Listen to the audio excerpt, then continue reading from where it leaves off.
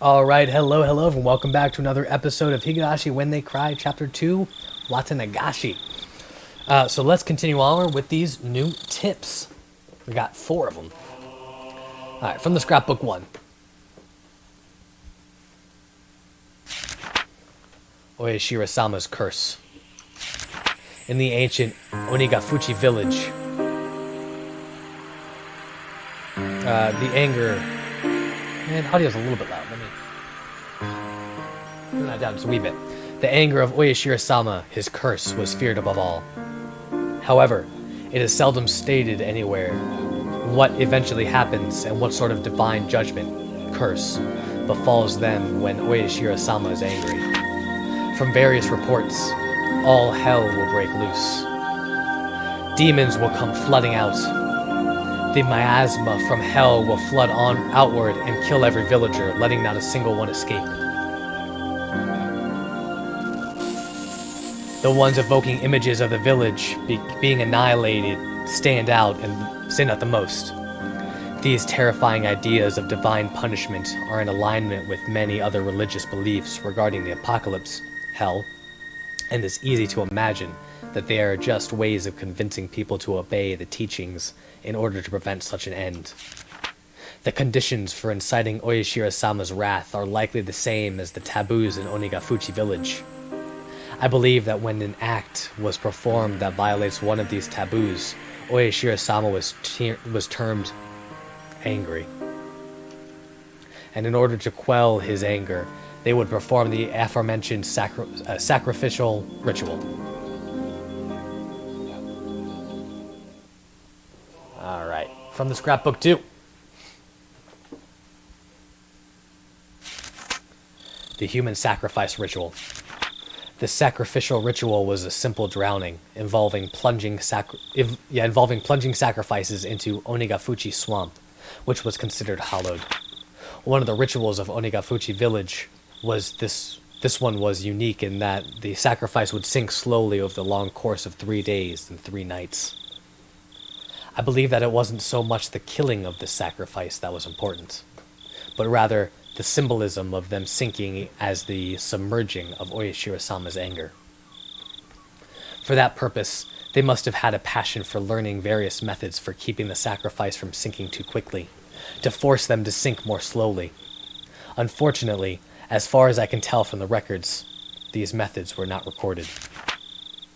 My thoughts are that they may have used logs or some similar material to create a raft, then set up a scaffold on there, hung the sacrifice up with ropes, and let them sink little by little over the time into the swamp. However, if that were the case, it would not be strange if the ritual implements used for such a ceremony were honored as holy and enshrined somewhere.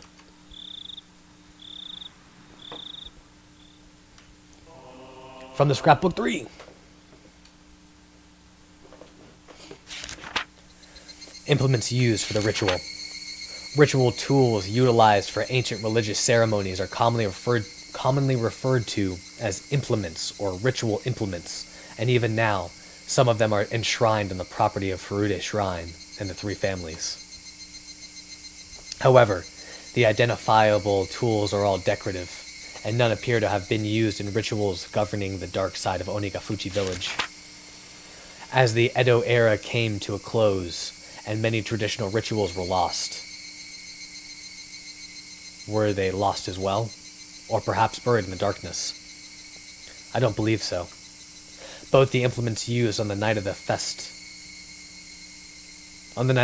of Onikakushi and those used during the sacrificial ceremony must still exist, enshrined away from the eyes of the masses.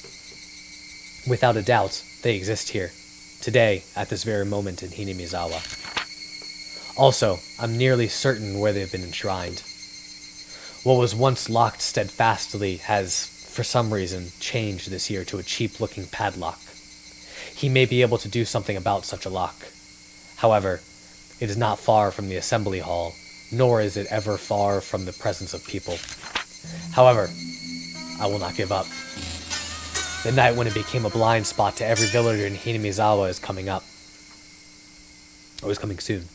Soon, it will be Watanagashi. Festival's around the corner.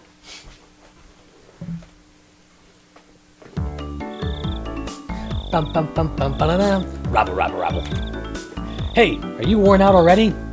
Tomorrow's the real thing. We're gonna be partying until morning, until the very end of it all. Got it? Got it. I'll give it everything I got. Wahahaha. Alright then, youth is the greatest. Good work, everyone. Tomorrow is Watanagashi at last. Let's get some shut-eye and save our energy for tomorrow night. Tomorrow is finally Watanagashi. Festivals are split into two groups, those who enjoy them and those who support them.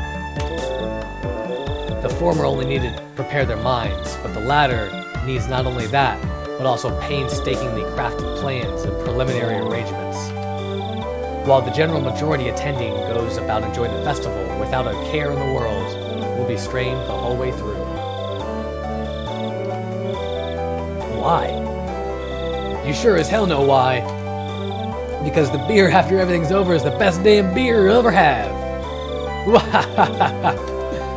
At times like these, it's best to have energetic, physically fit people. It wouldn't be worth it if you didn't do your best until the end, enjoying it the whole way. Oh, he's here! Oishi-san came in. Everyone hurried to stand up. Hello, everyone. Excellent work out there. Ah, you can be at ease. Thank you, sir. Not even my seniors, who usually talk about themselves, can hold a candle to Oishi-san. We all bow as if we were one of those cheering squads of old. Kurado Oishi, a detective just waiting to retire, one who doesn't pay much mind to rules and regulations, and doesn't do too much in the way of real work. He looks like a rotten old man with a penchant for dirty jokes. My seniors, though, tell me he was a real fighter in his younger days, and that he may or may not have quite a heroic legend trailing about him. Or behind him. Anyway, he surely had much more dignity and presence in the room than the section chief who came in with him. Everyone, I really thank you for your hard work in the preparations for the festival tomorrow. Everyone present stands upright and lends their ear to the chief's directions. We're on heavy alert for any thrill-seeking criminals expecting another incident like last year. I need all of you to focus your energy as much as possible in your mission to prevent any crimes from happening. Yes, sir. Of course, it would be best if nothing happens. However, everyone, please assume that an incident will, in fact, occur. Prevention is number one, but it probably won't be enough. This year, too, someone will die, and someone will disappear. There's really no doubt about it. Everyone, apart from the section chief, smiled painfully. Oishi-san, that won't do. We need to be more serious about this. The important part isn't to get past the night of the festival. It's to be able to quickly, swiftly, and aggressively pursue whatever does happen tomorrow night. I won't tolerate anything less than your best. Clench those cheeks! We're gonna rip all the skin off the ghost of Oishi-Irasama's curse! Yeah! Alright. Let's continue onwards.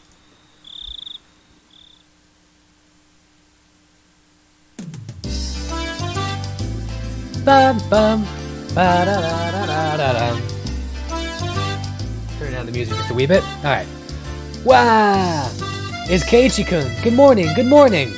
Reina was ecstatically waving her arms at me, already brimming with energy. What do you mean, good morning? It's already evening. Just say hello or something. But, this is the first time I've seen you today, so I think good morning is right. It's right!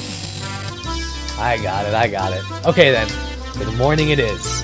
Good morning, Reina. I grabbed Reina's head and rubbed it with my hand. She squirmed, reveling in the motion like a cat. Or reveling in the motion like a cat. Hiya, Kei-chan. Sorry about yesterday. I left without telling you. Ah, no, it's my fault. Sorry for making you wait so long. Are you talking about setting up for the festival yesterday? How was it, Keiichi-kun? Did you do your job properly? The slight muscle pain throughout my body and my sluggish movements were already obvious. I did great. I'm pretty worn out now, though. I grinned dryly, and the three of us break out into laughter. Where's Satoko and Rika-chan? Are we meeting up with them at the festival? Yep. Rika-chan's actually been there since yesterday because she has such an important job. I think Satoko-chan stayed with her, so they're already at the shrine. Right. I just remembered. Today was Rika-chan's big performance. She'd been practicing especially hard for this day. As her friend, I needed to make sure I went and cheered her on. Alright, let's go right away! Yeah!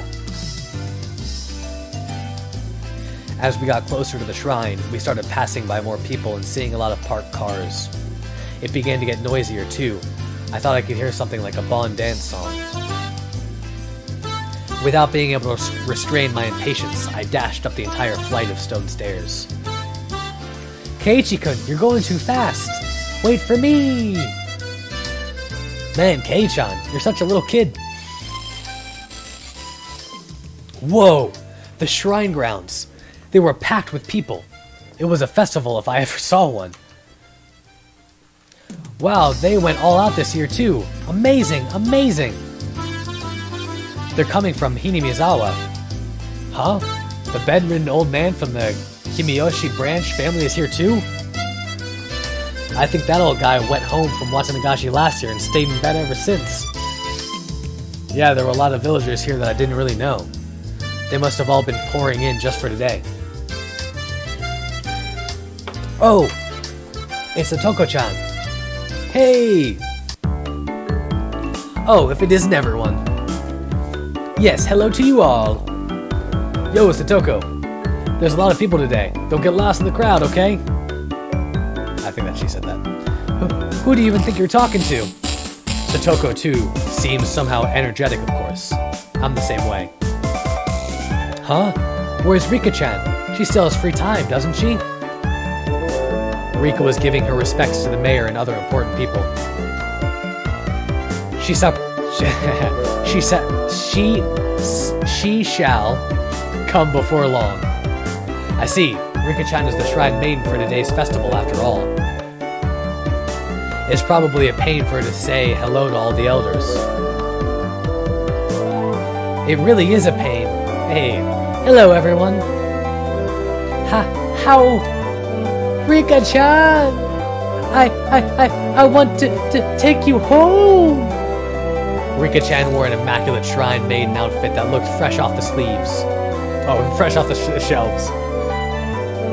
It was a perfect fit for her somehow mystical appearance. How does it fit? It's not too long, is it? My grandma gave me some safety pins just in case the sleeves are too long. It's alright, it really is comfortable. As she spoke, she began to do some twists and stretches. It's great! It's great! It's so cute! How? There was approximately one person here getting a nosebleed from watching Rika-chan move. Keiichi-kun, don't you think she's cute? Don't you? If you don't, then she'll be all mine, and I'll take her home with me! I think she's really cute. Totally cool. Enough that I want to pretend to be her big brother or dad to take pictures with her. If we take a picture from two different places and make it stereoscopic, we can eat, or rather, stare at a real-life Rika-chan at our houses whenever we want. How? That sounds great! That sounds fantastic! Reina's eyes and mine glittered with the stars as our noses bled and we drooled. Rika, you'd best stay away from them. Yes, or I might get locked away in a basement somewhere. You look like you're enjoying it though, Rika-chan. Me, you're being harsh. We all laughed together again. Okay, let's not hang around here. Let's get to the festival. There's not much time left until Rika-chan's big debut. You're right. Great. Let's go, everyone. Yeah! Yo! if it isn't the daughter of Sonozaki. Eat up! The yakisoba is packed full of pork. This year we filled it up as much as we could. We even put in fried calamari. Gotcha, old-timer. The yakisoba this year looks like quite an achievement. You have squid too. You put a ton of time into this, didn't you? Wow, it's tasty! It's tasty! Yeah, the squid is delicious, but the aroma is just fantastic. It wonderfully compensates for how soft it tends to be. There's a delightful amount of squid and pork in it too. Yep, not bad at all, I say. Haha! Kei-chan, you sound like you could walk into a cooking program and become the host. Yeah. When I say Keiichi-kun acting like it's so good, it somehow tastes even better. I don't discriminate among delicious food, so anything that I say is tasty has got to be worth trying, right? Then, Keiichi, please give us your opinion of this yakisoba again. I'll do it in 2 words. Absolutely scrumptious! If I had a second stomach, I'd buy another one right now. Having heard my 3-star rating, a whole line of people suddenly formed in front of the yakisoba stand. Wow, that's amazing! Kei-chan said it was so good that a crowd started to form. Not bad. It was nothing to brag about, but I still decided to stick out my chest and put on airs. Oh, is that so? Then perhaps I shall try it out. Mister, could I perchance bother you for one takoyaki? Takoyaki, that's what it is. Oh no! Clicked the wrong thing. Takoyaki. Satoko bought a stick of takoyaki balls of fried octopus from the adjacent stand, and after blowing on it, put one of them into her mouth. How is it, Satoko-chan? If you give it a good rating, then Reina will buy it too. Chomp chomp. Chew chew chew. Gulp.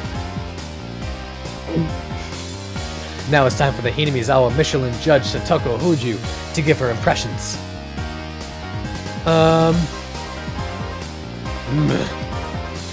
Though she was all for it a moment ago, Satoko hesitated to give her thoughts. Hey, now what's the matter? Everyone else takes one of their own and puts it in their mouths. Huh? Reina got gipped! Mine's bad too. There's no octopus in it.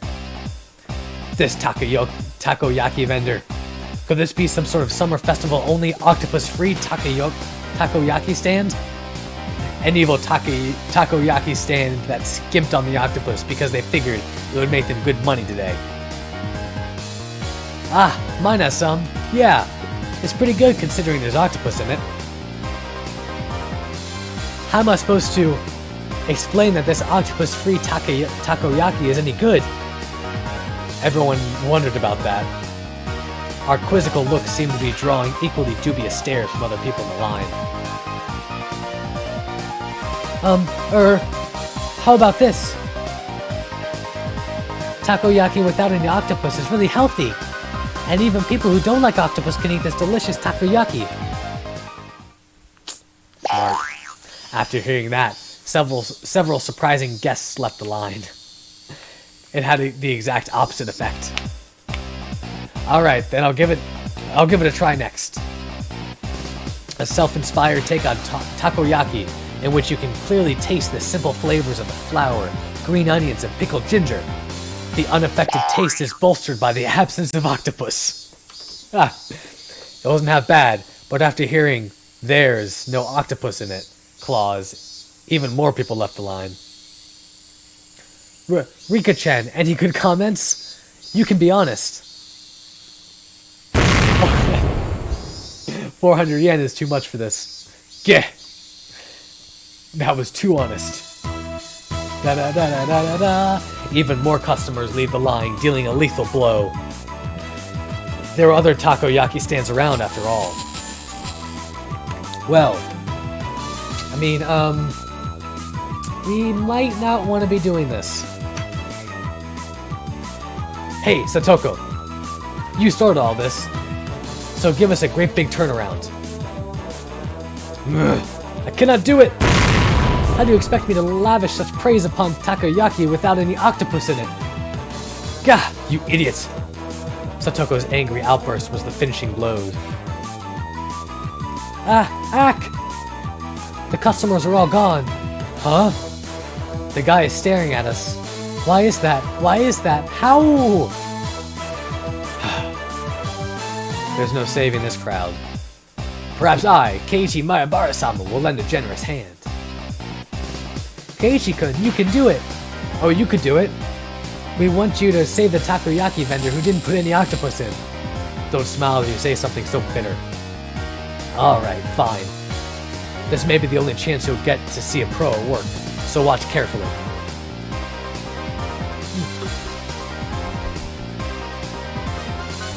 I shoved the stick into an octopus-less takoyaki and crammed it in my mouth. As before, there wasn't any octopus in it. But Mion's had some in it. That was the important point. The man who runs this takoyaki stand, he truly loves takoyaki in every meaning of the word. No, it could even be said that he adores it. Eh? Everyone gasped in surprise, including the takoyaki vendor glaring at us. This man truly does love takoyaki, and because he loves it, he doesn't want to create half-hearted random ones. Isn't that right? The takoyaki vendor looked down, unsure. Those watching were listening intently, wanting to know why octopus-less takoyaki deserves such a high rating.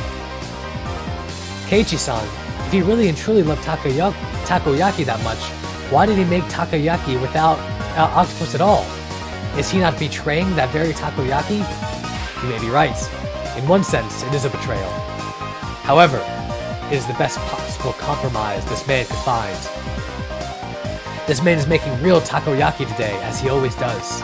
However, only 1 or 2 of them on each stick are the real ones.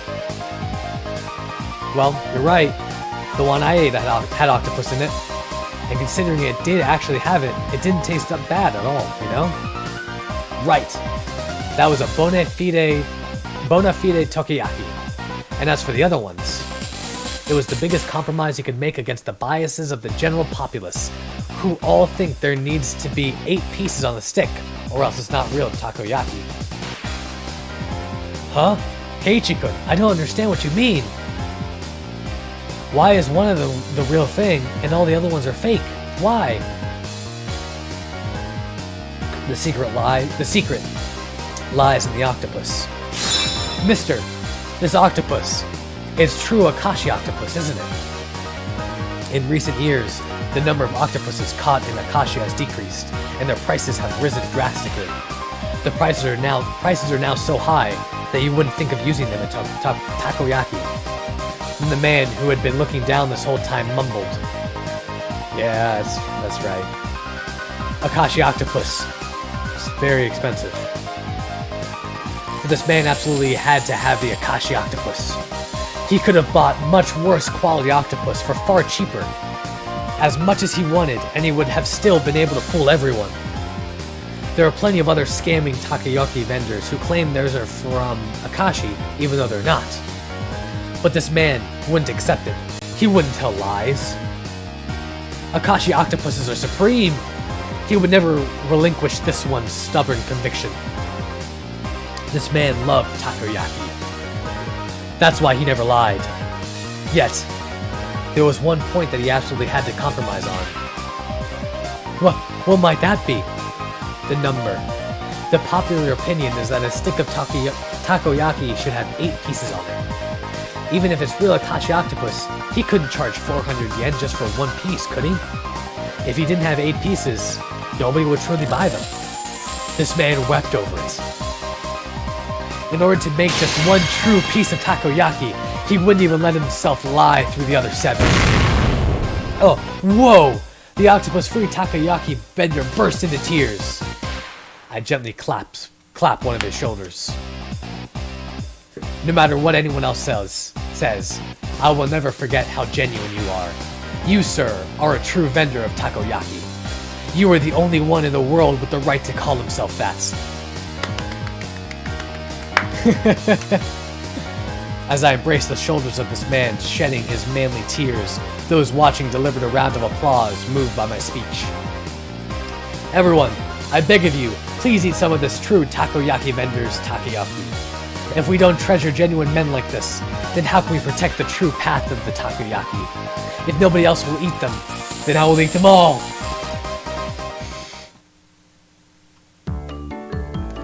Wow, everyone watching is lining up. Keiichi-kun, you did it! You did it! I think it's more they thought Kei-chan's propaganda speech was interesting rather than the takoyaki actually looked good. Kei-chan, you could probably sell plain old rocks if you tried. You would go over well at the entrance of Akihabara Station. Rika, I've never heard of this Akihabara. Where is it? Absolutely stunned at my successful pitch, the guy manning the stall next to this one called out to me.